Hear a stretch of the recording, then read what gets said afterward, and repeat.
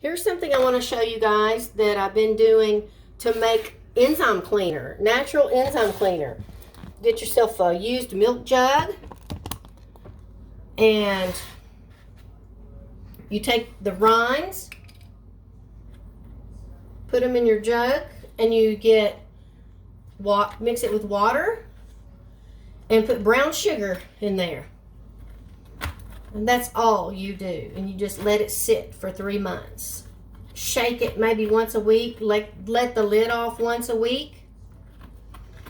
And I use this. Sometimes I'm lazy and I don't want to put my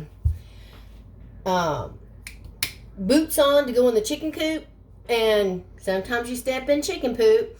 So I like to have this enzyme cleaner at the chicken coop so I can wash the bottom of my shoes off.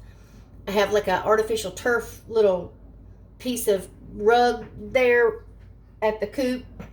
And so once this sits, and you know you kind of have to let the gases out every day or a couple of days, depending. You can see it swelling up. You need to let the gas out. Shake it.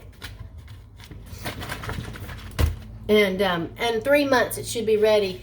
Then you strain it out, and strain out the, you could just pour this in another container with a strainer, and then most of these peels will stay in here. And then you can use that. So I just wanted to share that with you since I'm making Orange Julius today.